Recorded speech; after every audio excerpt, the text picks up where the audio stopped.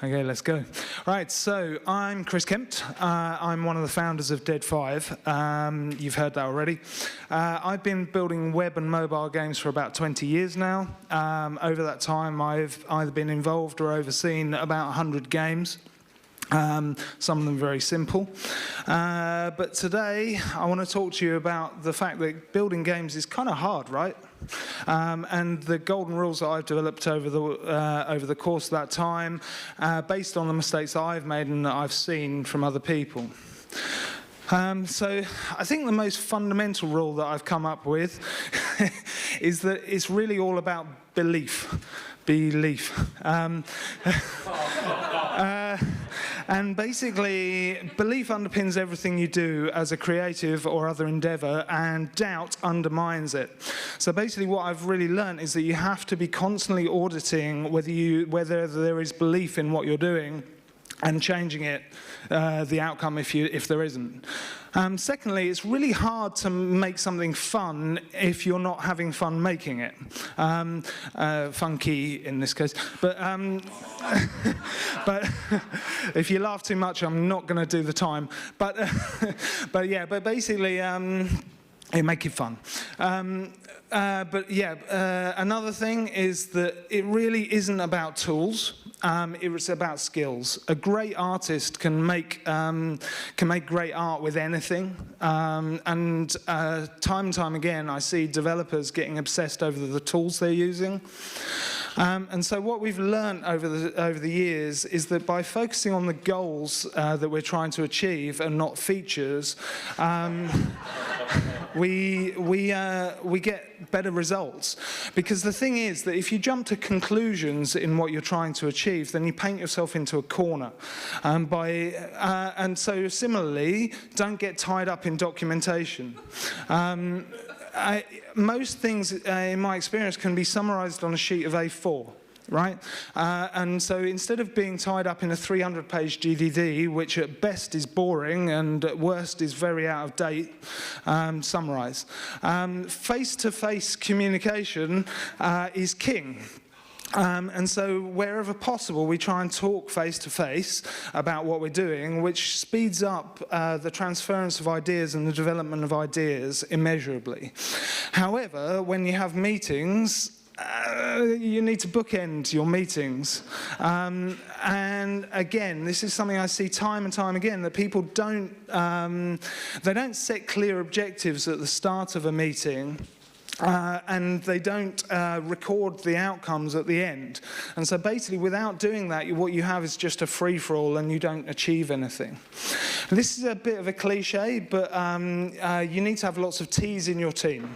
That's people with broad ability and deep specialism. But what people don't talk about is that why that's important, because that basically, A, creates a much more flexible team, but it also fosters more healthy communication. Next, don't try and be a puppet master, particularly when you're working at a distance. A good team is enabled. However, you do need to set clear boundaries when you enable people, because it's about appropriate boundaries based on their experience and so on. Another cliche, but under-promise, over-deliver. But the reason that's important is that it protects you as a creative from getting too much crunch and so on, but it also helps build good relationships. The creative process is very much like distillation in the fact that there are 3 stages. First, you have to mix the ingredients, but importantly, you have to let them ferment, and that's the bit that people miss out, right? They don't let the ideas ferment before they try and distill, which means, again, they jump to the wrong conclusions. Evolution, not revolution. Except when you need revolution. And sometimes you do, but mostly not. And I've seen cases of revolution for revolution's sake, and I've seen cases where people are not evolving enough. No team can work metronomically at a set pace, like, for example, 20 seconds a slide.